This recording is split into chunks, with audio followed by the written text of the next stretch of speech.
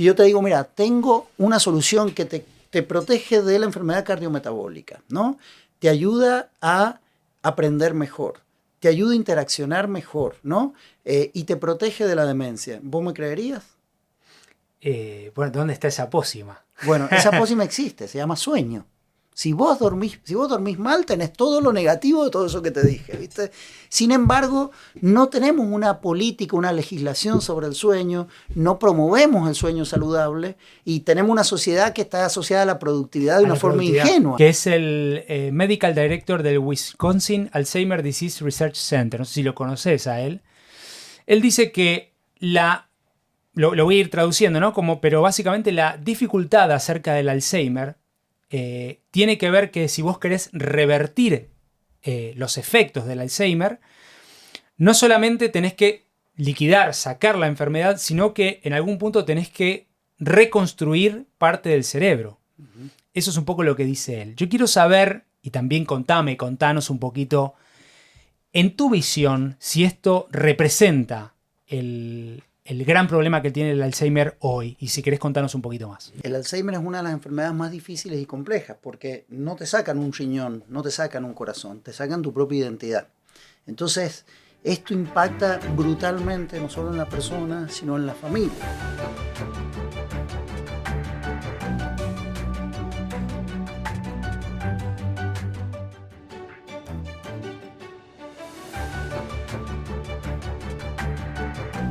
La demencia es ciertamente un mal de nuestra era. Dentro de todas esas vertientes encontramos el Alzheimer, una enfermedad neurodegenerativa progresiva que afecta la memoria, el pensamiento y el comportamiento. Y este mal está creciendo con prisa y sin pausa en el mundo. Un artículo de la revista Nature Medicine, publicado en enero 2024, indica que en Estados Unidos sobrevendrá una cascada de casos de demencia. Por ejemplo, duplicando los casos de Alzheimer para 2060. Para ese entonces, este país tendrá 1 millón de pacientes de demencia por año. Latinoamérica ciertamente no es la excepción. De hecho, los países y regiones en desarrollo, con sus desigualdades económicas y sociales, serán las grandes fuentes de los casos de demencia en los próximos años. En el marco de la serie exclusiva que desarrollamos junto a la Universidad Adolfo Ibáñez, conversaremos hoy con Agustín Ibáñez, profesor titular y director del Latin American Brain Health Institute, BrainLat, de la misma universidad. Además es profesor en salud cerebral global y dirige el Programa Internacional de Investigación en Salud Cerebral Global del Global Brain Health Institute del Trinity College en Dublín. Con él conversaremos acerca de demencia, Alzheimer, el enfoque económico y social y las desigualdades. Te invito a acompañarme en este episodio donde conversaremos acerca de esto y mucho más. También te invito a sumarte a la comunidad de Impact Latam ingresando en www.impactlatam.co. Así que sin mucho más, sean todos y todas bienvenidos al show.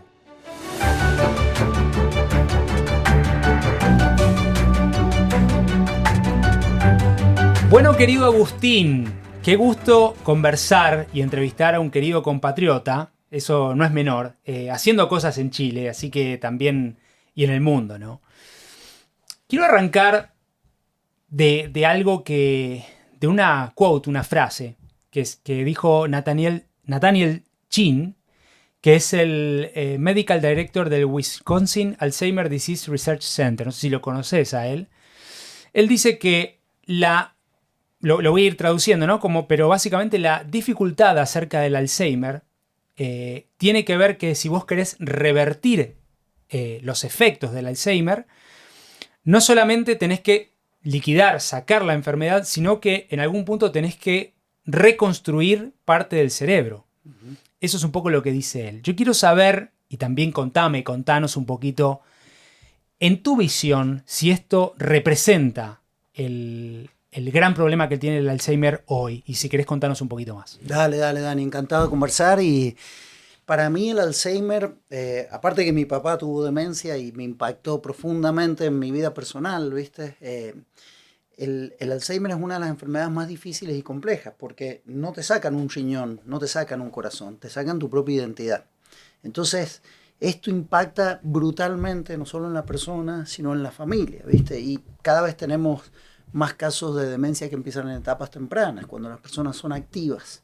Hay otros tipos de demencia, diferentes del Alzheimer, que empiezan mucho antes, ¿viste? Entonces, para mí es un desafío por ese lado, y por otro lado, porque a mí me interesa el diálogo entre lo biológico y lo social. Toda mi trayectoria ha trabajado por esos lados, ¿no? Y la demencia es una consecuencia de factores, te podría decir, del esposoma, esta combinación de factores físicos como la contaminación o sociales como la desigualdad económica o la baja educación, ajá, con factores biológicos, incluso genéticos, ¿viste? Entonces, como arquitectura científica para entender la enfermedad es uno de los desafíos más grandes que tenemos enfrente. Por eso es que estamos lejos de poder curar esta enfermedad. Y es devastante. No se puede revertir, no se puede curar, estamos muy lejos de ello, ¿no es cierto? Por supuesto hay mucho que podemos hacer, muchísimo, ¿viste? Pero es realmente una enfermedad que te obliga a redefinir el significado de tu vida, porque si no, no podés sobrellevar, si sos un familiar. Yo fui mal cuidador de mi padre, debo decir, esto lo aprendí después, ¿viste? Claro. Uno aprende a los golpes.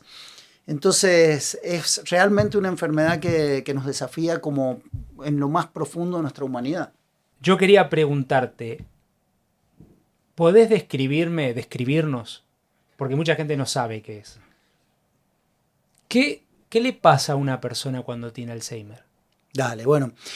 Las etapas tempranas son mínimas y son tremendamente difíciles de identificar. Si vos tenés estrés, una de las cosas que te va a pasar es que dormís mal, entonces empezás a perder la memoria, ¿no es cierto?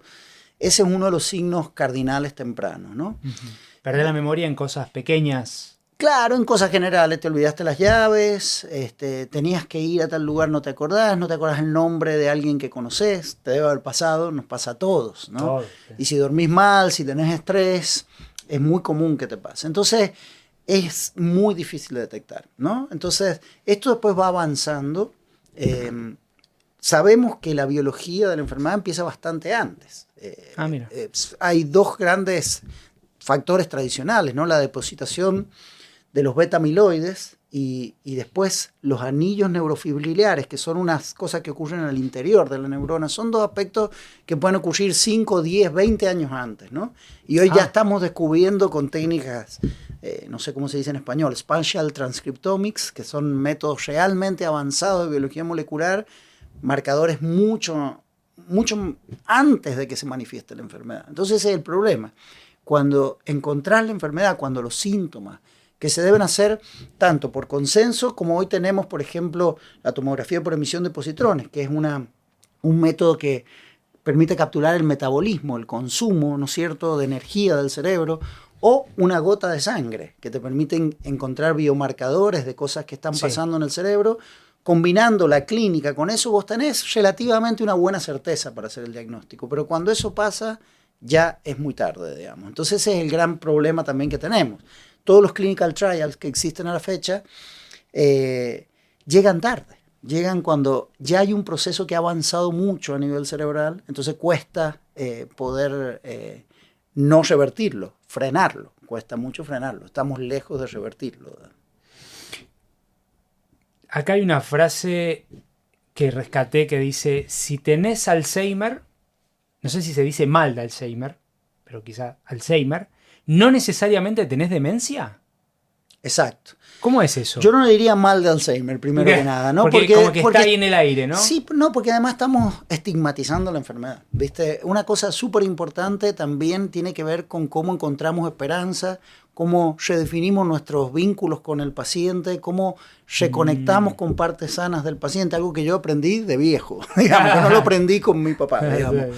No, entonces eso es muy importante, porque siempre hay esperanza, siempre se pueden rescatar aspectos increíbles, ¿viste? Que se pueden de la humanidad de las personas. Entonces eso para mí es muy importante. Y se me fue la segunda pregunta, me quedé con el mal del Alzheimer. No, pero que si tenés Alzheimer, ¿podés no tener demencia? Claro, sí. A ver, hay toda una discusión hoy muy grande, porque hay un grupo de estudios en el cual yo no participo, no estás. Que es del Alzheimer Association, a pesar de que el Alzheimer Association financia muchas de mis investigaciones, que dice, basta con una definición biológica. Si vos tenés proteínas, taupatías, ¿no es cierto?, amiloid beta, que es el beta amiloide, ¿no es cierto?, y neurodegeneración, tenés la enfermedad. ¿No? Mientras que hay otro grupo en el que yo estoy, que es un grupo consenso internacional, que dice, no, también necesitas tener una descripción clínica de la enfermedad. Entonces, en la definición 1, vos podés estar sano, no tener ningún problema de memoria y ya tenés Alzheimer. Mira. Y sin tener demencia, porque tenés solo los marcadores biológicos. En la definición 2, ya tiene que haber un avance de la enfermedad, tenés que tener problemas de memoria que además impacten en tu vida cotidiana, ¿no? Ese es el criterio un tiene poquito... que ser presente, claro, eso. pero incluso en la segunda definición todavía puedes no tener demencia. Puedes tener simplemente lo que se llama en español subjective complaint. ¿Cómo se llamaría en español? Queja subjetiva. Queja subjetiva. O un poquito más avanzado lo que se llama deterioro cognitivo leve, que es cuando ya te hacen pruebas cognitivas y dicen aquí, para tu edad, para tu nivel educativo, para tu género, tendrías que tener este rendimiento y estás un poco más abajo, ¿no? Y además vos o tus cuidadores se empiezan a dar cuenta. Cuando esto ya empieza a impactar en tu vida funcional de forma sistemática, ya nos vamos acercando hacia la demencia. Entonces sí, respuesta corta, puede existir Alzheimer sin demencia. Hay más de 100, por lo que estuve investigando, hay más de 100 drogas, ¿no?, que se encuentran en estadios avanzados de pruebas clínicas, clinical trials. Y yo me pregunto, ¿hay luz al final del túnel? Esa también es una pregunta que según a quién le preguntes, cómo te va a responder. Los dos grupos de estudio. Claro, exacto. Y mucho más allá. La idea de que la enfermedad se pueda definir por dos componentes, por el amiloide y la tauopatía, ¿no? Es una idea de que tiene más de 30 años, donde se ha invertido muchísimo dinero en eso. Yo pienso que es una enfermedad tremendamente más compleja. Hay caminos fisiopatológicos diferentes, inflamatorios, inmunes, metabólicos, ¿viste?, que también te pueden llevar a la enfermedad. Entonces, los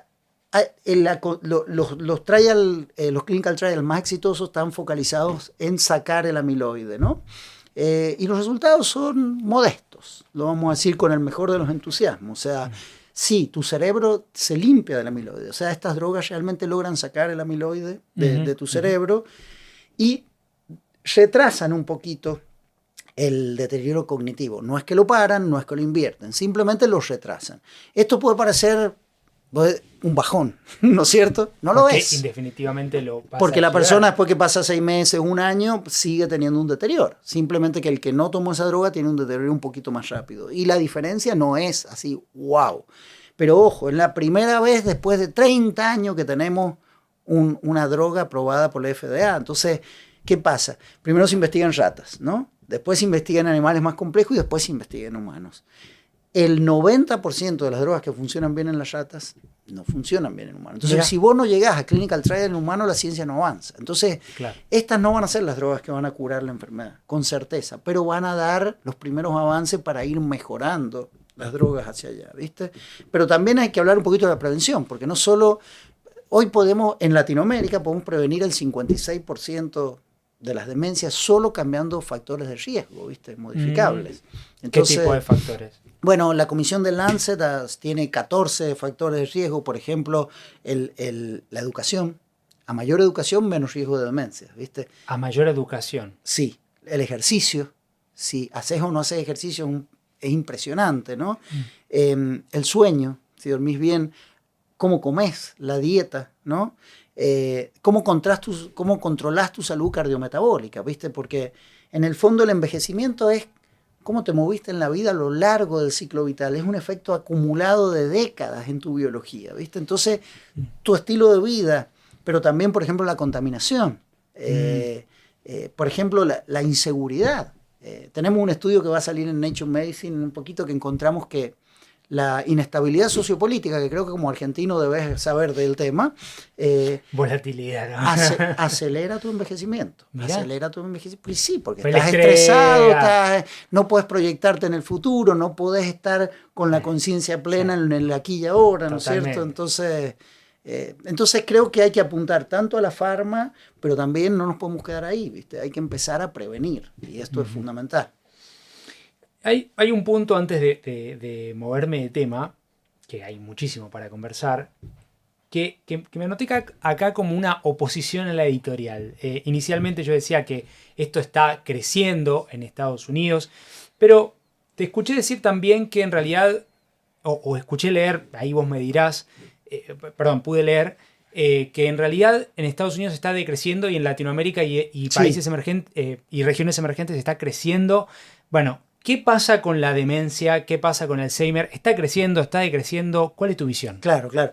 Bueno, en Estados Unidos y en Europa, no en toda Europa, pero en muchos de los países, sobre todo los nórdicos, se han implementado programas, lo que se llaman planes nacionales de la demencia, que básicamente cambian los estilos de vida y ayudan a hacer cambios estructurales para que la gente reduzca estos factores de riesgo. Entonces, con esto ya se ha logrado o estabilizar o incluso reducir la prevalencia de la demencia. No quiere decir que no aumente, porque la prevalencia es proporcional a la población. Entonces, si la población aumenta mucho, igual el número total va a aumentar. Claro. Pero en Estados Unidos y en Europa tiende a estar estabilizada o incluso a bajar. En Latinoamérica, para el 2050, esperamos, de acuerdo a diferentes países, ¿no?, que crezca en un 120 o 250%, lo cual es brutal. Y eso es por todos estos factores que vos comentabas anteriormente. Exacto. Primero que nada, no tenemos planes nacionales de prevención. Chile tiene un plan nacional de prevención y es emblema. Argentina lo tuvo, salió, muy bonito el plan, cero presupuesto, entonces no cambió nada y después se desapareció. Ahora creo que estamos empujando para que salga de nuevo, ¿no? Costa Rica está empezando. Todos los países tienen no planes nacionales, pero programas de prevención, ¿viste? Chile, la verdad que está súper avanzado en eso. Pero bueno, Chile tiene uno de los desafíos más grandes.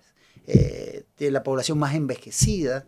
El primer factor de riesgo es la edad. Mientras más envejecido estás, tenés más riesgo de la enfermedad, ¿no? Entonces, eso hace que la prevalencia crezca espontáneamente, digamos. Y vamos a tener un impacto brutal. Pensá en todo. Pensá en la economía, ¿no? Para sostener a una persona adulto mayor que no trabaja, necesitas 2 personas jóvenes. Claro. Y nuestra población va envejeciendo, ¿no?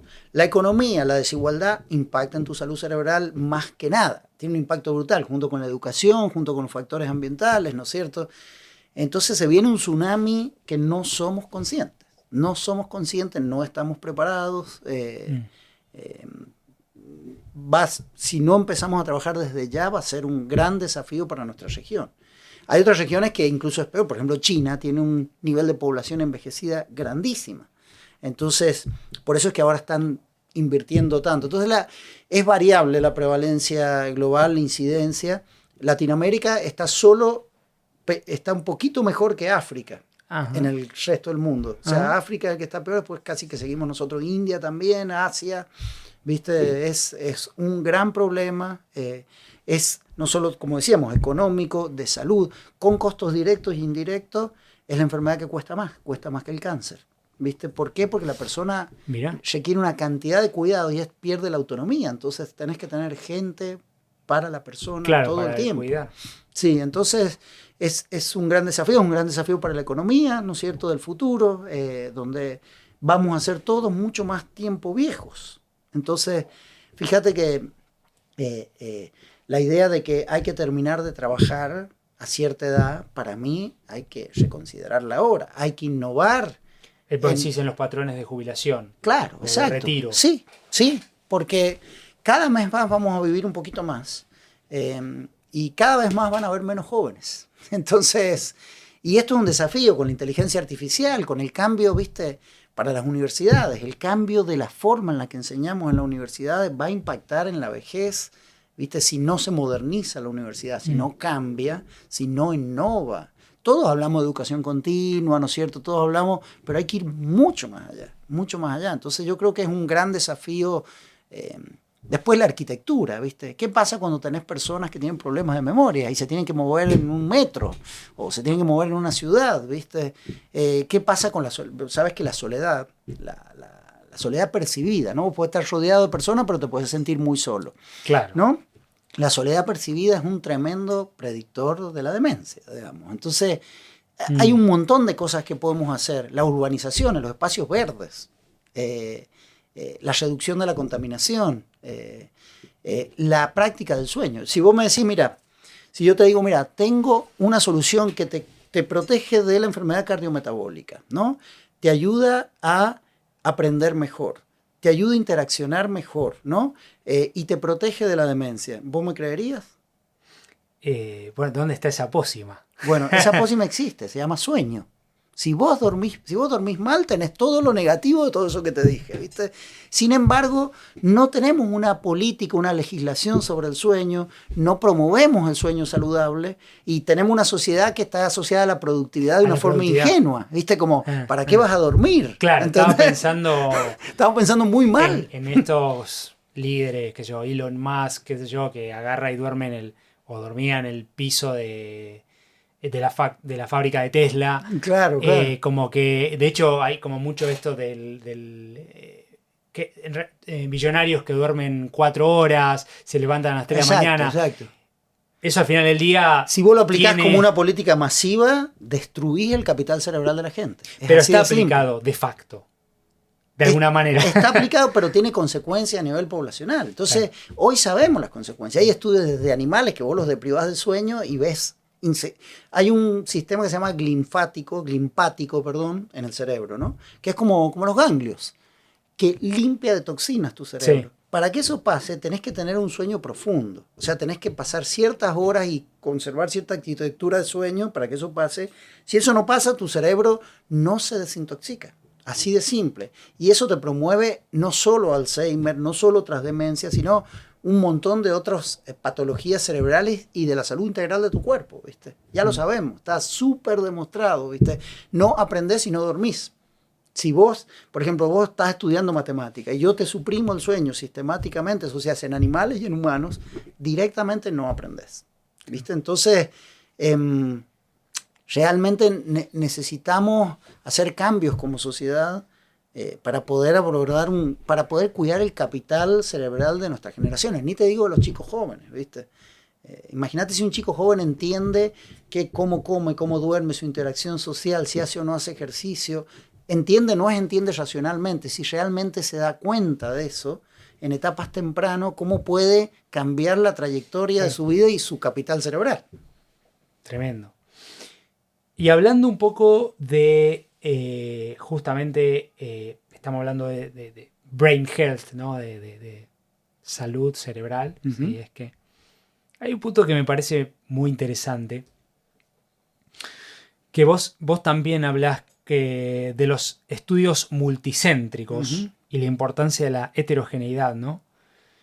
Y justamente yo estuve escuchando un podcast donde hablaba, Bill Gates de varias cosas, y él le hacen una pregunta con todo lo que hace el Gates Foundation, uh-huh, sí, acerca de medicina individualizada, ¿no?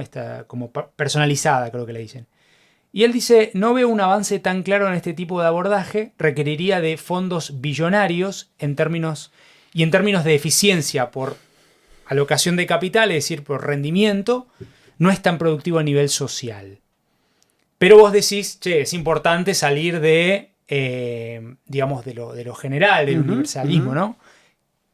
¿Qué te parece? Bueno, mira, entre el 1800 y finales del 1800, se creía que el sol era de carbón, ¿no? Entonces, el gran problema es cómo aguanta el sol tanto tiempo hasta que se acabe, ¿no? Casi a principios de 1900, Scientific American empezó a publicar, hace muy poco, empezó a publicar un artículo en el que empezaba a cuestionar esta teoría, ¿no?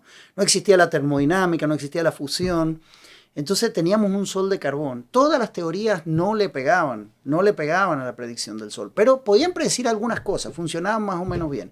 Yo creo que nuestro cerebro es de carbón. Nuestra ciencia del cerebro es de carbón. No entendemos nada del cerebro, por más que podemos hacer predicciones, construimos un modelito, pero está claro que hay una complejidad que no estamos entendiendo. Y la medicina personalizada al menos se mueve en esa dirección. ¿Por qué? Las enfermedades del cerebro, primero que nada, el 99% de las neurociencias la entienden como una enfermedad del cerebro.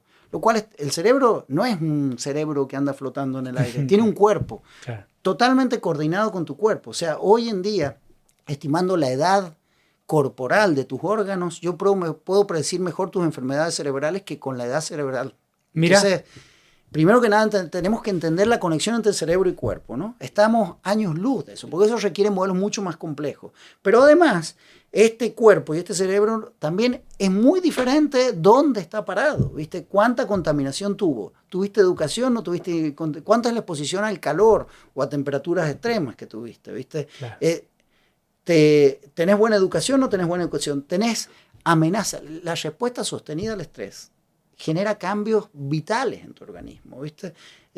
Tu organismo aprende a responder a las demandas de estrés y eso tiene un costo energético, eso tiene un costo inflamatorio, pero si lo sostenés en el tiempo, eso empieza a generar factores patológicos muy fuertes, ¿viste? Entonces, ese es el otro nivel. Si no entendemos el esposoma, la salud integral del cuerpo y el cerebro, no vamos a avanzar. Vamos a tener modelos de carbón para entender las enfermedades cerebrales. Y la medicina personalizada está empezando a conectar esas tres. Claro. Con modelos computacionales robustos, con datos súper complejos que necesitamos, ¿viste? Eso es otra cosa. El 90% de la ciencia del cerebro que tenemos está basada en el 10% de la población, que son básicamente chicos, estudiantes de países ricos, donde la diversidad genética, te digo, sabemos de la genética de todas las enfermedades, juntando África, India y toda Latinoamérica, no llegamos al 3% de todo lo que sabemos de la genética. Y eso impacta brutalmente en tu riesgo genético, por ejemplo. Entonces, para mí la medicina de precisión sí es cara, es más cara. Estoy escribiendo un paper en Nature que habla exactamente de eso, ¿viste? Principal crítica a los revisores es, bueno, ¿cómo vas a hacer? Y no es escalable, claro, ese es el problema, ¿no? Es un poquito esta vieja frase, ¿no? Pensás que la educación es cara, entonces probar el costo de no educar. Claro, sí, es un poquito, si haces digamos, un análisis de costo-beneficio a largo plazo, es infinitamente menos cara. Porque ¿para qué vas a desarrollar métodos que no curan? ¿Para qué vas a desarrollar métodos que fallan? Que no predicen bien las enfermedades. Qué bárbaro. Bueno, ahí me quiero mover hacia, varias, ya que tiene que ver con los papers, con los trabajos per se que tenés. El código postal puede predecir la salud más que el código genético. Esta es tu frase. Entonces, a mí se me ocurre como... No sé si existe esto de neurourbanismo. Claro, Lo encontré por ahí. ¿Y qué querés decir con esta frase? Sí, bueno, básicamente... Es una frase retórica, porque si tenés una mutación que te genera la enfermedad de Huntington, vas a desarrollar la enfermedad, ¿no es cierto?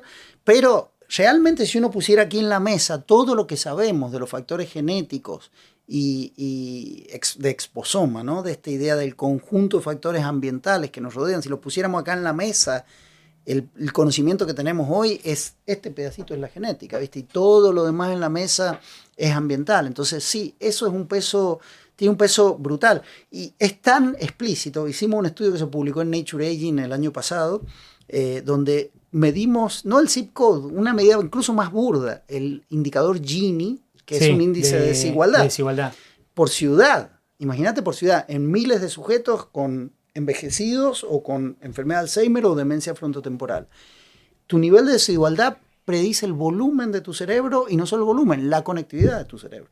El volumen es, digamos, el tamaño. El tamaño de la acumulación de todo lo que son tus neuronas, con tus axones, con todo, ¿no? Como las paredes de este edificio. Así como probablemente tengas un edificio más desgastado, en condiciones socioeconómicas bajas, en condiciones de alta desigualdad, tu edificio también se desgasta. Ajá. Pero además, cómo te moves en el edificio, los ascensores, la comunicación entre la gente, las comunicaciones entre las redes neuronales, se reduce cuando la desigualdad es más alta, ¿no? Entonces este es un ejemplo claro de cómo, y sabemos por qué. Sabemos desde, por ejemplo, los nanoplásticos, el consumo de comida super fast, claro. Todo esto tiene un impacto que está asociado a la desigualdad y que impacta en tu cerebro. O sea, el problema de la pobreza no es un problema que está en tu billetera. Es un problema infinitamente más grande. Es un problema que estás dañando tu futuro cerebral. Y esto es la única inversión que tenemos, ¿viste? Pensá que nuestra economía pasó a ser una economía de la materia, ¿no? Por eso habían guerras, por eso teníamos que conquistar terrenos, ¿no? Luego pasamos a una economía del conocimiento. Pero hoy las máquinas nos superan brutalmente y nos van a superar desvergonzadamente, ¿no es cierto? Entonces, ¿cuál es la economía del futuro? ¿Qué es lo que va a generar valor realmente? La experiencia, la creatividad, la capacidad de tomar decisiones en contextos de estrés, ¿no es cierto? Los vínculos sociales, lo que a vos subjetivamente te pesa. Todo eso es salud cerebral. Entonces, Si no nos damos cuenta de eso, seguimos teniendo diálogos aislados, ¿viste? Donde los economistas miran una cosa, los que hacen neurociencias miran otras. Es muy interesante lo que decís porque también grabamos, como te comentaba, un episodio con Luis Valenzuela y el equipo de la Matriz de Bienestar Humano Territorial, donde hablamos acerca de esto, ¿no? De los datos y de las inequidades sociales. Me parece interesante también para todos aquellos que les interese ese tema, pueden escuchar el episodio con Luis y el equipo. Después está esto del Brain Health Index, el índice de salud cerebral. Uh-huh. ¿Qué es? Es la idea de que, primero que nada, que tenemos muy malos indicadores, ¿no? Tenemos indicadores como el Gini, ¿no? Que primero que nada están a nivel agregado, a nivel de ciudad, sí, ¿no es cierto? Entonces son indicadores muy pobres, muy pobres. Después tenemos algunos indicadores a nivel individual, pero que también son muy pobres. No sé, tu salud cardiometabólica, por ejemplo, ¿no? Tu nivel educativo. ¿Qué pasa si nosotros podemos medir tu potencial cerebral? Bueno, hace mucho que con Harris Heire en Texas y San Francisco, muchos colegas a lo largo del mundo estamos empujando esta idea de que con poquitas herramientas podemos más o menos predecir tu índice de salud cerebral. ¿Por qué? En la medida que tu índice de salud cerebral sea mejor, vas a tener mayor capacidad de expresar tu humanidad, no solo de no tener enfermedades o incluso si las tenés, ¿viste? Uno puede tener resiliencia también. La capacidad de poder sacar todo tu potencial, de poder expresarte, ¿no es cierto? Tu propia identidad es nuestro mayor valor. Entonces entonces hay que hacer un trade-off, porque si yo quisiera el mejor índice tendría que hacerte, no sé, me das $50,000 y te voy a hacer una evaluación personalizada súper robusta. Pero eso no funciona a nivel grande, ¿no? Entonces estamos haciendo índices. Ahora desarrollamos por ejemplo, una medida. ¿Te la cuento o muy larga mi respuesta? No, está perfecto. Pero este Brain Health Index sería como un índice global para poder medir. Incluso te puede servir para, no sé, rankear ciudades. Exacto, o sea, exacto. No sé para qué lo están pensando per se, pero ya como un índice. Sí, ya existe a nivel agregado. Se llama Wealth Mental Health Index. Como eso ya está. Riqueza mental, ¿no? Cómo medir la riqueza mental de las personas. Imagínate si la riqueza mental empieza a predecir mucho más, no solo la productividad, sino la vida saludable de las personas, ¿viste? Entonces eso ya se desarrolló y ahora estamos desarrollando una medida individual que le llamamos Biobehavioral Age Gap. O sea, calculamos tu edad qué difícil. Bioconductiva. Excelente, sí. Donde, por ejemplo, yo mido tu capacidad cognitiva, tu capacidad funcional. Vos puedes tener una cognición muy buena, pero moverte en el mundo mal, organizar tu agenda, tu vida cotidiana, eso se llama funcionalidad. Medimos tu cognición, tu funcionalidad, tu educación, ¿no es cierto? Pero también medimos tu salud cardiometabólica. Por ejemplo, cómo está tus condiciones cardíacas en general, si tenés o no riesgo de diabetes. Con esas medidas, que más o menos todos los sistemas de salud en el mundo lo tienen, predecimos tu edad. Y esto ya lo hemos hecho, se va a publicar en un super paper que estamos trabajando ahora, de hecho con Dave Alsever, con la Collaborative, que es de Gates, de la Gates Foundation. Mira. Básicamente, con estas medidas a nivel poblacional, tenemos 40 países estudiados, podemos predecir la edad de cada uno, ¿no? Pero también podemos predecir el gap. ¿Qué dice tu Deep Learning? Que, por ejemplo, ¿vos qué edad tenés? Yo tengo casi 40. Casi 40, bueno. Puede ser, si tenés un conjunto de factores de riesgo o de protección buenos, a lo mejor tenés 35 años en cómo te movés en tu salud general. Me llamaba la atención, como que vos decías, también tomando esto, ¿no? Como vos podés tener una edad mental, ¿sí? Y una edad cerebral. Sí, puedes tener una edad cronológica y una edad cerebral.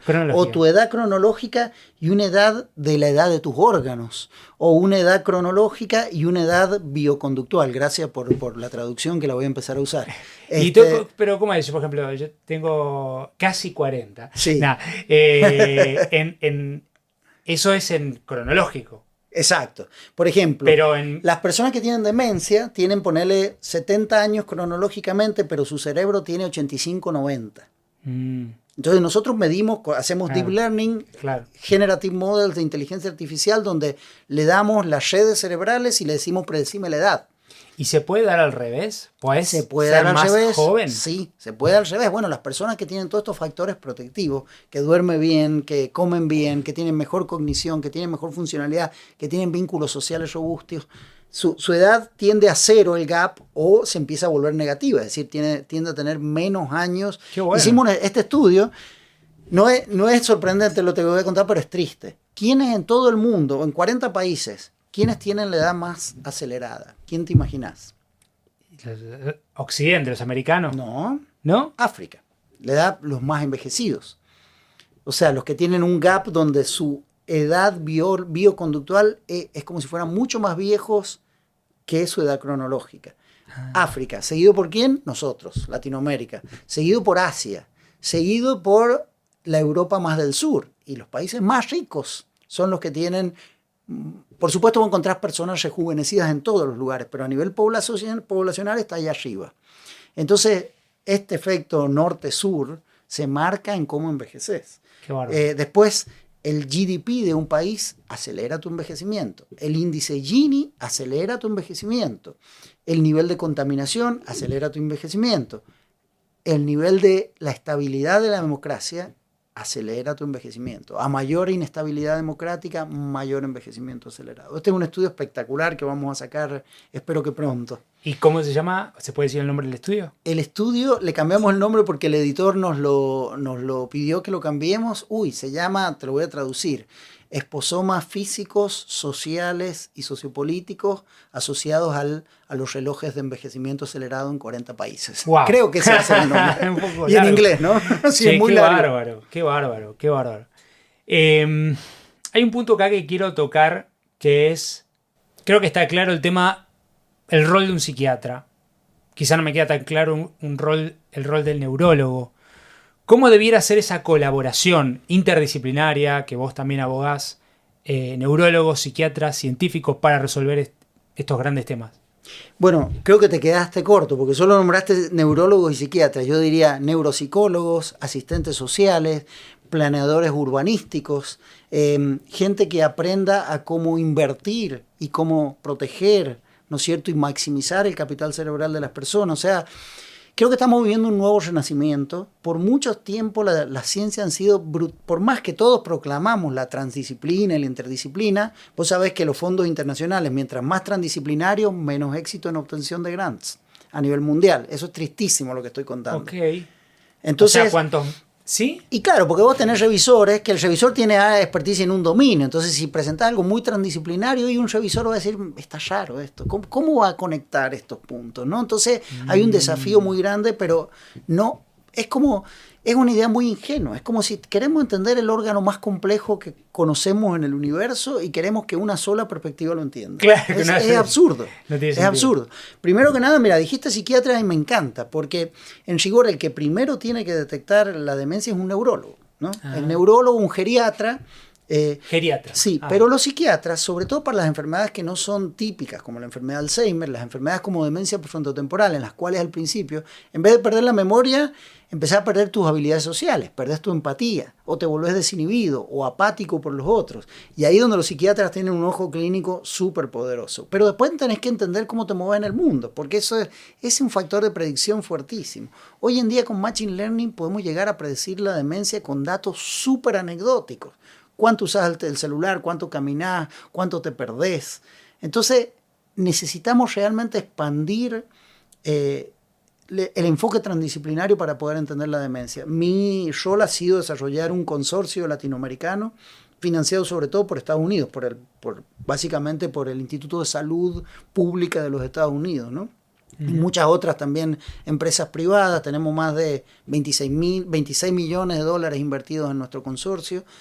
A lo largo de 13 centros, 7 países, y lo que nos caracteriza es que hablamos con economistas, hablamos con ambientalistas, hablamos con gente que trabaja en planeación urbana, trabajamos con genetistas, trabajamos con neurólogos, trabajamos con psiquiatras, trabajamos con neurocientistas.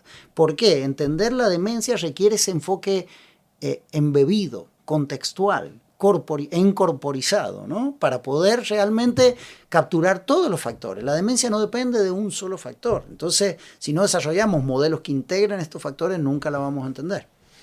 Hay algo muy lindo que me gustaría que puedas compartir, que es esta caminata que haces o hacen en Santiago de Compostela. Sí. No sé si lo van a hacer en Santiago de Chile. Sí, avísame porque me gustaría sumarme, porque Excelente. me parece súper curioso.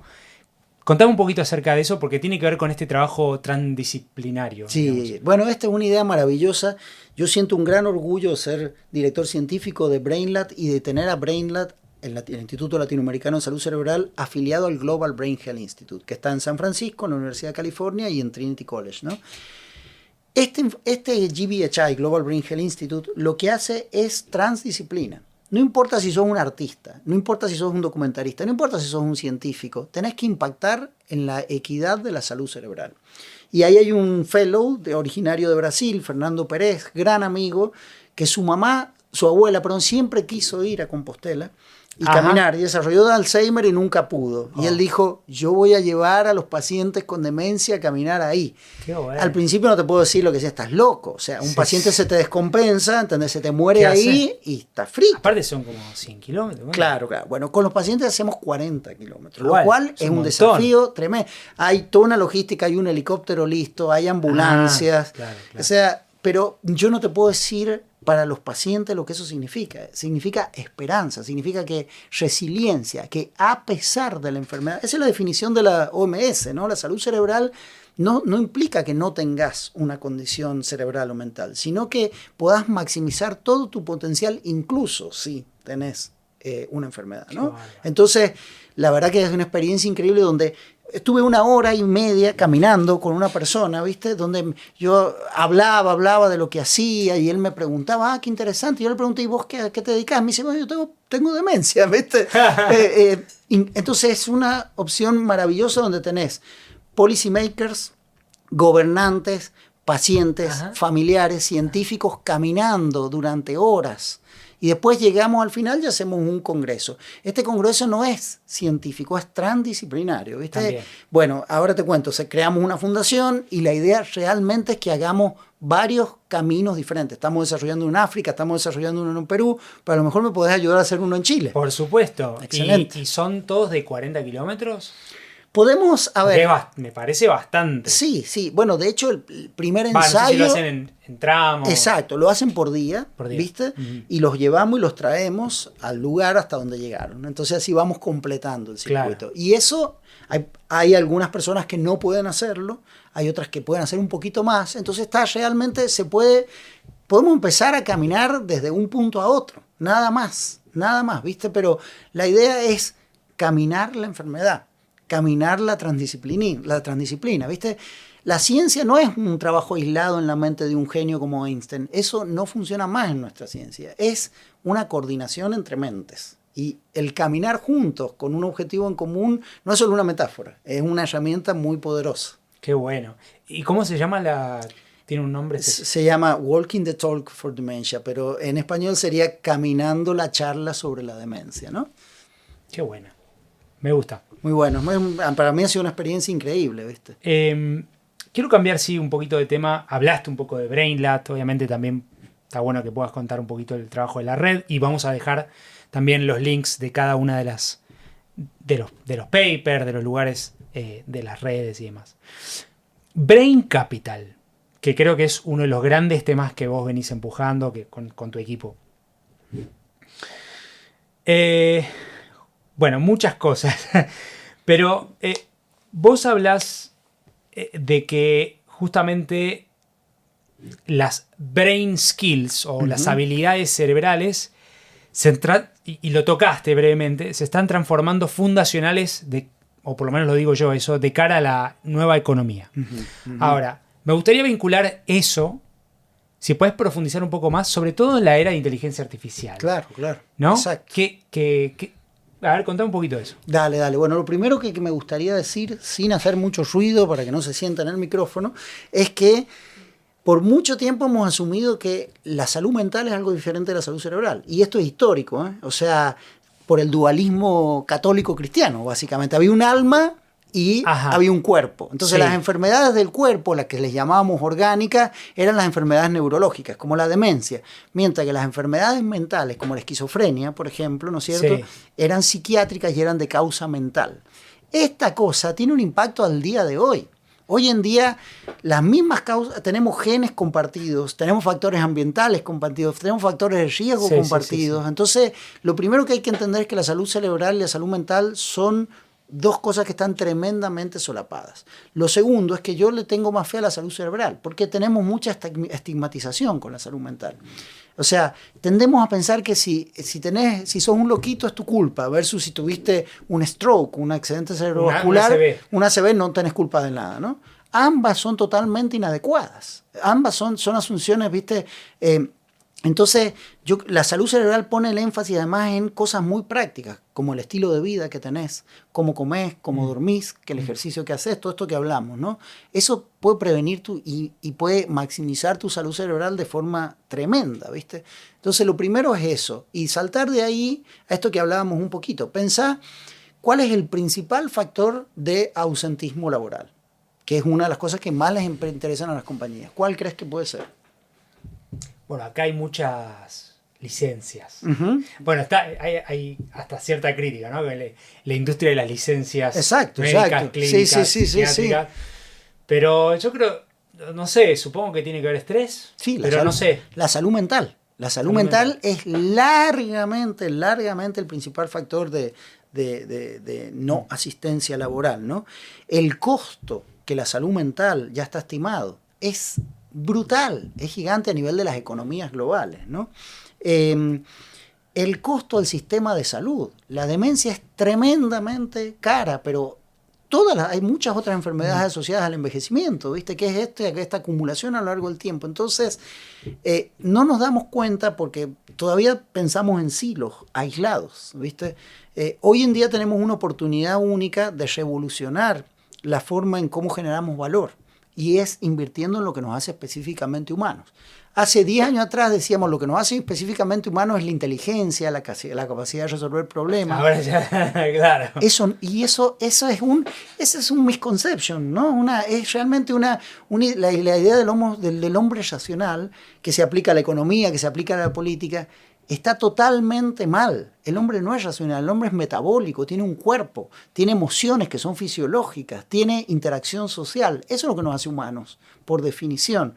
Y durante toda la historia de la humanidad hemos dejado fuera ese componente dentro de la economía. Entonces creo que ahora estamos bien posicionados a entender cómo la experiencia humana, la subjetividad, la intersubjetividad, ¿no es cierto?, la capacidad creativa, la capacidad de toma de decisiones colectivas, ¿no?, y el vivir en primera y en vivir en nosotros, ¿no? El poder the power of us, como dice Jean Babel, un gran investigador. El poder del nosotros es único. Y es único no solo en la economía, sino que en la salud. Y cuando es bueno en la salud, es bueno para la economía y viceversa. Esto no lo digo yo. La Healthy Brains Initiative tiene una inversión de $13 billones que lo que hace es hacer que las empresas inviertan en la salud mental y cerebral, por ejemplo, haciendo que las personas no pasen. Sentarte en tu oficina mata. Si vos te pasás 8 horas sentado en tu oficina, tenés todos los riesgos cardíacos, sí, de cáncer, de enfermedades neurodegenerativas que te puedas imaginar. Entonces, ¿cómo hacemos para promover el movimiento? ¿Cómo hacemos para promover la creatividad? ¿Cómo hacemos para promover la interacción social? Y a veces son cosas muy tontas. Healthy Brains Initiative hizo una ayuda con TikTok, ¿viste? Que, por ejemplo, si empezás a ver muchos videos negros, como de cosas asociadas a depresión, sí, bueno, ya tenés una alarmita, ¿viste? En algún lugar del mundo, lamentablemente, y ya te dicen, quisieras conversar con alguien, ¿no? Ah, mira qué bueno eso. Sí, es una cosa muy, muy, muy simple, ¿viste? No sé, Toyota implementa planes donde detecta y previene la salud mental. Chile y Argentina, ¿no es cierto?, tienen una gran inversión en las mineras. Las mineras son un desafío, ¿por qué? Tenés riesgo de hipoxia, porque vas a altura. El cambio de altura te genera cambios en el sueño. El cambio del sueño, la oscuridad, los ciclos de luz, te separás de tu familia 15 días, ¿no? Sí, sí, es tremendo. Entonces, imagínate si vos podés mejorar la salud mental y cerebral de esas personas. Estás invirtiendo realmente no solo para prevenir costos, sino para maximizar. Esto es lo que nos falta, tanta conciencia del componente intrínsecamente humano. Y como hablamos, la inteligencia generativa, a mí me da un poco de risa las discusiones sobre la AGI, ¿no? Como si general. da igual si tenemos una inteligencia autónoma o no, o si es una persona el que aprieta el botón para que esa inteligencia... Ya la inteligencia brutal está acá, ya nos pasa. Es como comparar un fitito, ¿viste?, contra un ejército de máquinas. Eso ya nos va a superar. Ya estamos en la singularidad un poco, ¿no? Es que la singularidad para mí es una idea humana. Y tenemos que pensar en las máquinas. La singularidad es, hay alguien como nosotros que tiene autonomía en el sentido agustiniano, filosófico del término, y eso para mí es un poco irrelevante. Como es para mí irrelevante la discusión si las máquinas tienen conciencia o no. Yo no creo que tengan conciencia porque no tienen un cuerpo, básicamente, ¿no? Esto es muy Blade Runner. Y sí, claro. Pero es que no necesitas que tengan singularidad para que cambien el mundo brutalmente, para que nos superen brutalmente. No, es que solo nos toca un poquito la dignidad humana si desarrollan singular, ¿no? Lo demás es exactamente igual. Entonces esa discusión para mí es muy ingenua, es tremendamente ingenua. Y si no cambiamos, si no invertimos en lo que nos hace humanos, no solo las máquinas van a hacer todo por nosotros, sino que nuestra vida mental, nuestro bienestar y nuestra salud se van a deteriorar más. Para aquellos centennials, Blade Runner, película de los 80, quizá pueden googlearla, está buena. Entonces, en esto del capital cerebral, intelectual, podría ser. Porque hay que invertir en eso, ¿no? Entonces yo puse acá una frase que es muy del venture capital, ¿no? Que es como putting, lo voy a decir en inglés porque en que es putting your money where your mouth is. Entonces, en este caso es poner el dinero donde nuestros cerebros están, ¿no? Claro, exactamente. Entonces, ¿por qué? Primero la pregunta es, ¿realmente hay un interés? ¿Hay un trabajo de empresas en cuidado en salud mental? ¿Hay una inversión yendo a este lado o falta? ¿Cómo se comporta eso? Sí, hay una inversión brutal muy desbalanceada. Si vos vas a San Francisco, te vas a sorprender la cantidad de empresas, OneMind, por ejemplo, el Healthy Brain Initiatives, que están haciendo inversiones gigantescas. El Financial Times ya hace 3-4 años sacó el Best Buy Mental Health. El Best Buy es como básicamente el mejor activo. Claro, y a dónde tienen que invertir la gente a futuro, básicamente, ¿no? Entonces, esto ya está acá. Lo que pasa es que, por ejemplo, acá en Latinoamérica nos cuesta muchísimo. Vos a un inversor hoy vas y le hablas de salud cerebral, ¿viste? No lo ve, cuesta mucho. Se puso mucho. de moda en la pandemia, ¿no? Con esto de las apps, que vos tenés un paper hablando de eso. La pandemia, el gran beneficio para mí que tuvo la pandemia, ¿no? Es que nos mostró cómo estos silos mentales, como la casa versus el trabajo, la salud mental versus la productividad, lo cognitivo versus lo socioemocional, que eran como burbujitas separadas, nos mostró que eso está todo junto, que está tremendamente entrelazado y nos dio una oportunidad de cambiar el mundo, digamos. Entonces, yo creo que nos ha dado la conciencia, no sé si nos ha dado el impulso para cambiar ese mundo. Creo que eso depende de nosotros y depende realmente de inversores visionarios. Claro. Que puedan invertir no a un año, sino a 10, 15, 20 o 50 años, ¿viste? Porque ahí es donde ahí donde la divergencia de trayectoria, si invertir en salud cerebral o no, va a ser brutal. Ahora no se nota la diferencia. Ahora tenemos casos anecdóticos o bona fide cases, ¿no es cierto?, donde uno dice, mira qué lindo lo que logramos. Va a llegar un punto donde esto va a ser una trayectoria que se va a separar brutalmente entre los que inviertan y los que no, digamos. Entonces, es fundamental. Pensar en la innovación. De nuevo, vos decís desde el capital intelectual, y sí y no.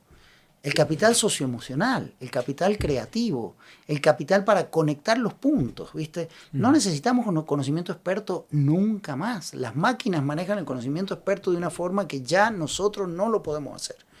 Una máquina te lee, 5.000 papers en 10 segundos. Las personas no leemos papers, no tenemos tiempo, así de simple. Entonces, ahí hay un desbalance brutal. La capacidad de cosas que nosotros podemos tener en nuestra memoria de trabajo, ¿viste? Es como comparar, un triciclo con una nave espacial. Esa es la diferencia. Entonces, tenemos que entender que hay otros brain skills, socioemocionales, de creativo, de resiliencia, de resolución de problemas complejos, que son los que la educación tiene que promover, ¿no es cierto? Y no solo tiene que promover, sino que tiene que haber una inversión a largo plazo. Las compañías pueden suplir el rol de las comunidades. Somos una sociedad que, ¿cómo se dice? Hay una palabra que se llama despair, ¿no? Que no tenemos en español, porque decimos desesperanza. No es desesperanza. El despair es un estado que todos hemos vivido, con la pandemia, con las guerras, con la crisis económica. Sí, es la falta de esperanza en el sentido de que vos sentís que este no es tu mundo, que vos no te podés expresar a vos mismo, que no puedes desarrollarte. Este despair está presente en todos nosotros, y si no lo abordamos, eso lleva a enfermedades mentales, eso lleva deserción laboral, eso lleva a enfermedades cerebrales, eso lleva a falta de creatividad, ¿no es cierto? Entonces, tenemos que entender que una de las características del despair es cuán solo estás. Mientras más solo estás, tendés a tener mayor desesperanza. Claro. Y la familia ya no cumple el rol. La comunidad chiquitita ya no cumple el rol. Las compañías hoy tienen un valor realmente subexplotado, que es generar el sentido de comunidad, que es fundamental. Uno maneja el estrés con su comunidad. Si estás solo para manejar el estrés, tu cerebro pierde, básicamente. Entonces creo que ahí en la innovación, las compañías tienen una oportunidad brutal para regenerar el tejido comunitario. Me encantaría irme por ese camino, tengo varias cosas, pero digamos, hoy estamos en un lugar donde pareciera ser que estamos yendo hacia atrás en varias instancias, ¿no? La pandemia nos mostró que la salud mental, pero hoy estamos como, bueno, todos vuelvan, o sea, la posibilidad del trabajo híbrido o el trabajo remoto. No, ahora todos en la oficina, de hecho, vos lo ves JP Morgan, digamos, todo.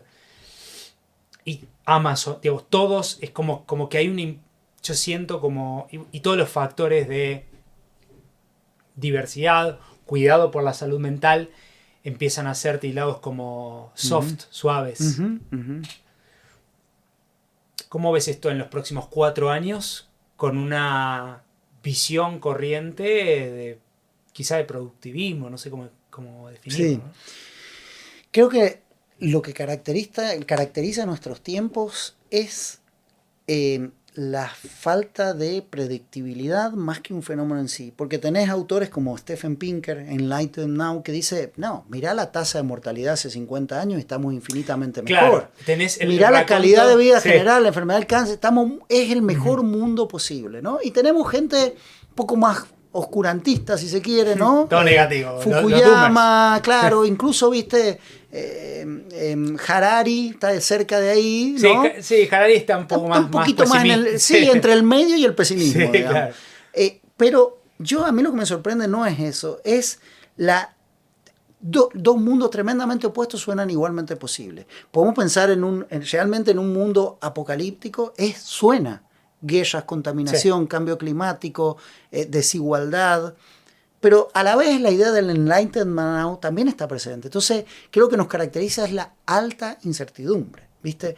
Perdimos la capacidad de construir nuestro futuro de forma activa y de irlo gestionando, digamos. Eso es lo que caracteriza nuestro tiempo y eso creo que es lo que hay que trabajar, digamos, porque es difícil saber a dónde vamos. Yo estoy en el centro un poquito pesimista, pero a veces me levanto con un optimismo tremendo. Con optimismo. Entonces, básicamente, creo que no sabemos a dónde vamos. Esa otra cosa, viste, que los futurólogos, somos todos futurólogos y somos pésimos futurólogos. No hay que olvidarse de eso, viste. Los seres humanos, en su capacidad de predecir en alta incertidumbre, como estamos hoy en nuestro día, es bajísima. Lo sabemos porque hay estudios cognitivos que lo miden. Sí. Bueno, lo del cine negro y todo eso. Sí. Muchísimo, ¿viste? Somos muy malos y el mundo está cambiando a una velocidad brutal. El cambio en las tecnologías no nos damos cuenta de lo que implica. No nos damos cuenta. Los cambios geopolíticos, entonces yo creo que es difícil hacer el juicio. Yo tengo mucha incertidumbre, eso es lo que te diría. Qué tema, che. Y bueno, un poquito para ir redondeando, quiero hablar del rol de las universidades, ¿no? de esto de investigación aplicada. Quería saber cómo conversa esta investigación o el trabajo que hacen ustedes, sobre todo en temas internos de la Universidad Adolfo Ibáñez, porque creo que el BrainLab se lanzó ahí en el 2021, Exacto. vi un video. Ujú. Contame cómo eso derrama de cara a la universidad. Bueno, te voy a ser súper honesto. Brainland empezó como una burbujita hiperproductiva en ciencia, totalmente desconectada de la universidad, ¿no? Nos peleamos con las autoridades, tuvimos que redefinir el plan, nos estresamos todos y nos dimos cuenta que tenemos una oportunidad enorme hoy en día, ¿viste? Y ahora estamos realmente orgánicamente conectados con la universidad, trabajamos mucho con la Facultad de Ingeniería, hacemos mucho Machine Learning, Deep Learning.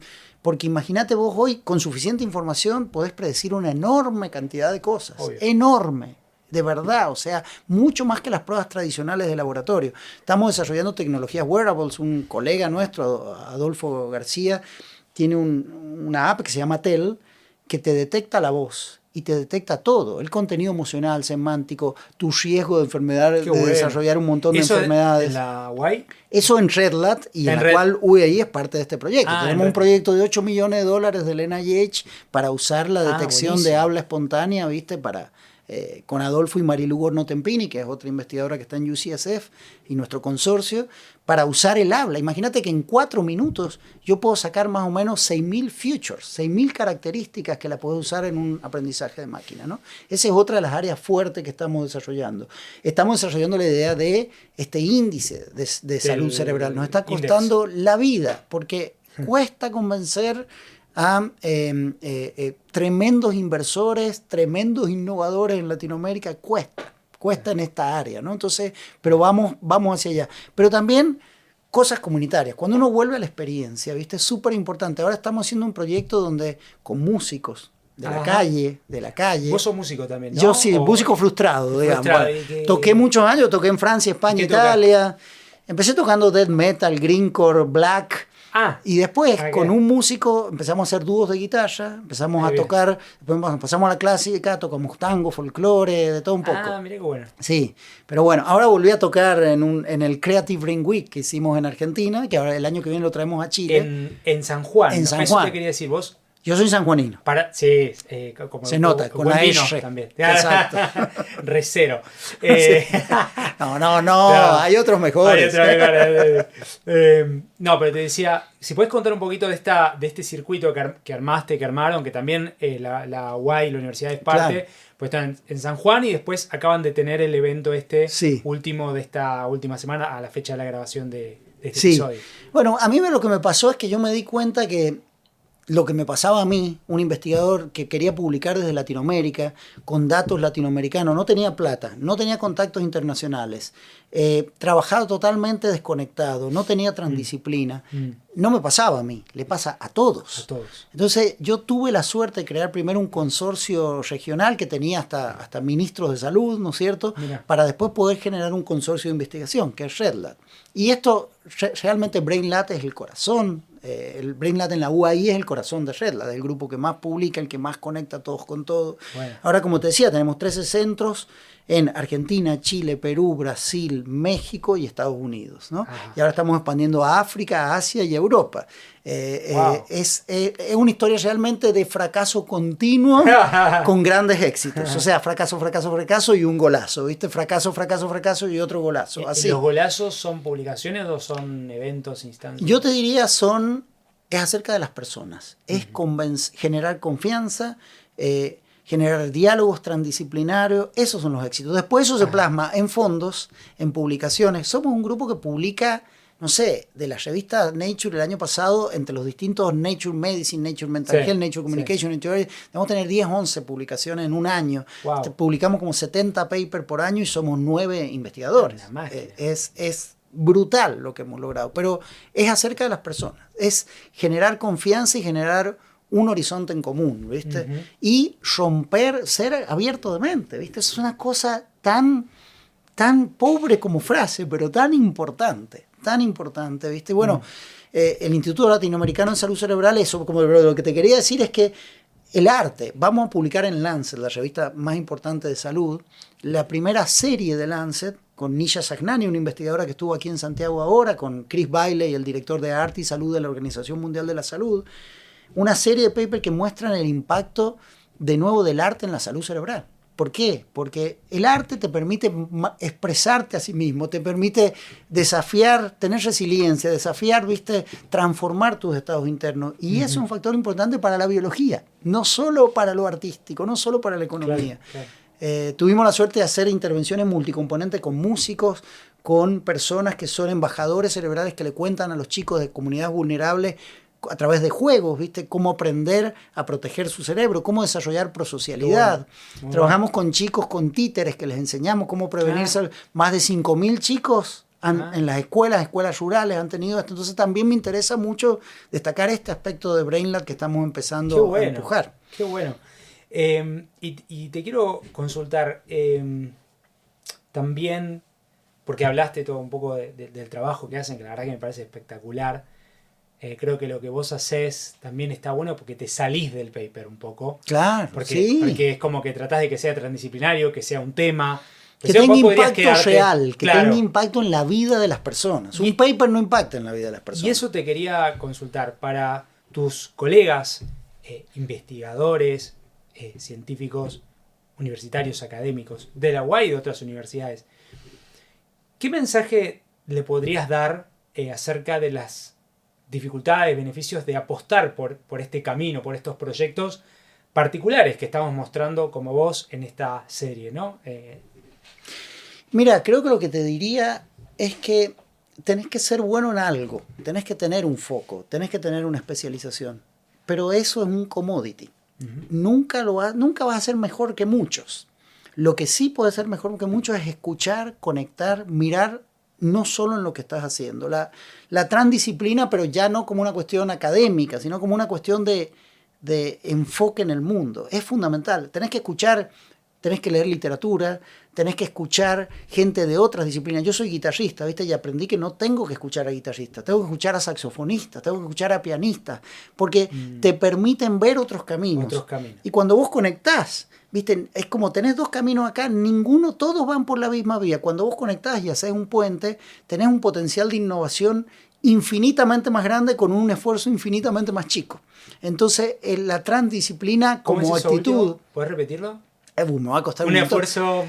Claro, digamos, tenés que hacer un esfuerzo, vas a tener un impacto muchísimo más grande con un esfuerzo muchísimo más chico. Porque vos no estás haciendo magia, estás conectando dos cosas que nadie ve. Por la conexión. Están ahí. Esto que te digo, los economistas miraban al Gini, nadie miraba al cerebro. Nosotros miramos al cerebro del Gini y sacamos un Nature Medicine, ¿viste? Que tuvo, no sé, 40 notas de prensa en todo el mundo, ¿viste? Ajá, y conectando. No inventamos la rueda. Simplemente es verla. El coeficiente Gini es malísimo, es impreciso, sabemos que no mide bien, pero ya solo con conectarlo con cosas muy cerebrales, ya encontramos una nueva agenda de investigación, una nueva agenda de intervención. Entonces, mirá lo que hacen alrededor. Creo que las artes liberales de la Universidad Adolfo Ibáñez tiene estructuralmente esto para todas las carreras. El actual rector, Francisco Covarrubias, implementó este modelo en la universidad y creo que fue un golazo. Sobre todo porque en el mundo en el que vivimos, la experticia no es más un bien humano. No es más un bien humano. Entonces, eso tenemos que saberlo. Si el expertise o el métier, como dicen, no es más. Capacidad de cálculo, pensamiento e inteligencia es un commodity. Che, ¿qué nos queda? Bueno, nos queda connecting the dots. Eso es lo que nos queda. Y nos quedan los valores y la capacidad analítica. Porque AI te puede decir muchos mundos posibles, pero nosotros tenemos valores también. Y los valores, el problema con los valores es que terminan siendo, ¿viste? Ideologías, terminan siendo cosas descorporizadas, desligadas de la realidad, digamos. Pero yo creo que nosotros tenemos una capacidad única para desarrollar pensamiento crítico y para mirar por afuera, por mirar las conexiones, ¿no? La AI lo va a empezar a hacer muy rápido. Así que si no nos apuramos, vamos a estar en problemas. Por último, querido Agustín, te quiero consultar, te voy a hacer dos últimas preguntas. Una tiene que ver con el trabajo del BrainLab y a nivel UAI, pero también con el área de innovación, ¿no? Que es desde donde estamos compartiendo estas experiencias. Si podés destacar alguna interrelación, algún trabajo, después te voy a compartir otra consulta. Bueno, te cuento, empezamos recién a trabajar con el área de innovación hace un año y estamos hace 4 años y medio. Nos costó muchísimo, nos costó infinitamente. Ahora empezamos a trabajar con ICARE, que es una de las organizaciones que maneja de una agenda de no sé cuántas empresas en Chile. Está la más importante. Bueno, estamos recién empezando y esto fue gracias a innovación, gracias a los contactos. Bueno. Sí, y básicamente lo que estamos haciendo es, primero que nada, sensibilizar a gente importante acerca de qué es el capital cerebral y por qué es importante. Es un laburo, pero duro. Que las áreas de recursos humanos contemplen esto. Exacto, Ponele, ¿no? exacto. Las áreas de recursos humanos, las áreas de educación continua, la área de inversión, ¿viste? Porque si vos invertís, esto de nuevo que volvíamos al tema de la organización como comunidad. O sea, vos no podés estar bien en un entorno si no tenés buenas relaciones sociales, si no tenés interacción, si no tenés compromiso en lo que haces. Y eso es el sentido de comunidad. Eso es un bien común. El bien común, que es como la paradoja, digamos, que distingue lo público de lo privado. Yo creo en un mundo donde el bien común es un bien del capital privado. ¿Por qué? Porque es realmente donde uno puede maximizar no solo la ganancia de la empresa, sino la ganancia de capital cerebral de sus trabajadores. Entonces yo creo que estamos empezando a avanzar hacia allá. Tenemos muchos trabajos aplicados. Hay gente, yo no estoy trabajando en ese proyecto, ¿viste? Pero con el ejército y con aeronáutica se están haciendo cosas muy buenas. De salud mental, de atención, de muchísimas cosas. Con la minería es un tema que estamos empezando a trabajar y que es súper importante. O sea, si vos podés detectar a tiempo riesgo de salud cerebral en la minería, no solo ahorrás costos para la empresa, generás mayor salud de tus trabajadores, que van a hacer mucho mejor trabajo en un sentido exponencial, porque tenemos esta idea del trabajo acumulativo, ¿no? Y los seres humanos tenemos esta capacidad de hacer cambios cualitativos. Eso es lo que el trabajo acumulativo se va a encargar la inteligencia generativa. Se va a encargar de ello sin lugar a dudas. Entonces, tenemos que repensar pensar en esto, ¿viste? La noción del trabajo, de labor, ¿no es cierto?, sostiene la economía de acá para atrás. De acá para adelante no la va a sostener más. Nuestros papás, ¿no?, que tenían esta idea de hay que levantarse temprano, hay que trabajar duro. Sí, hay que trabajar duro, pero diferente. Hay que trabajar duro haciendo transformaciones cualitativas, ¿viste? Porque si no, no vamos a generar valor. Esto es, y la idea de capital cerebral al desentrañar qué hace que maximice tus potencialidades socioemocionales, no solo cognitivas, ¿no es cierto?, es una linterna que nos permite avanzar hacia el futuro. Qué bárbaro. Bueno, querido Agustín, hablamos de un montón de cosas. Te quiero agradecer también compartir tu gran expertise, esta linda masterclass. Yo aprendo siempre de estas charlas. ¿Algún mensaje final para la audiencia? ¿Algún tema que quizás no hayamos tocado que quieras profundizar? Bueno, hemos hablado de tanto que creo... Una sola cosa tal vez me gustaría decir es que la innovación, ¿no?, la pensamos siempre, o no sé si la pensamos siempre, yo tal vez la pensé siempre, la generación en la que nos criamos, la pensamos puramente desde la economía, ¿no?, como el impacto económico que uno va a tener. Y la innovación es exactamente la transdisciplina, es exactamente la capacidad de mirar a tu alrededor, redefinir. Lo que nosotros yo soy un neurocientífico, ¿no? Entonces, como neurocientífico te puedo decir, lo que percibís del mundo es cómo te moves en el mundo. Entonces, en la medida que vos observes y te muevas en una dirección, tu percepción cambia. Entonces, las cosas están ahí en el mundo. Es cómo vos te articulás con el mundo, cómo las puedes percibir diferentes, ¿no? Entonces, esto que yo insisto mucho, que se llama mal como pensamiento divergente y estas cosas, ¿viste?, que son muy limitadas, el poder entender el mundo desde otras ópticas, para mí es algo que une la innovación con la salud cerebral y creo que está subexplotada. Muy bueno. Bueno, gracias, querido Agustín. Esta es la primera vez que conversamos, no va a ser la última. Te dejo abierto este espacio a vos y a todo el equipo también de BrainLab, de RedLab, etc. Para compartir, ¿no?, nuevas instancias que probablemente tengan, porque es importante dar acceso a esto, ¿no?, democratizar el acceso a estos temas y el gran trabajo que hacen, así que ahí quedamos y bueno, gustoso de mi parte y gracias por ser parte de este episodio. No, ya vi que tenés un mapa de Latinoamérica, así Sí. que tenemos que replicar esto a lo largo de Latinoamérica. Exacto, así lo haremos. Encantado. Bueno, muchas gracias querido Agustín y muchas gracias a todos y cada uno de ustedes por prestarnos su tiempo, su oído, su oreja y compartir con nosotros esta hermosa experiencia. Nos estaremos encontrando en el próximo episodio de Conversaciones con Impacto con más emprendedores, inversores, líderes, referentes que fomentan el cambio y la transición hacia un mundo más inclusivo, regenerativo y sostenible. Soy Dani Tricarico y como siempre digo, donde sea que estén, buenos días, buenas tardes y buenas noches.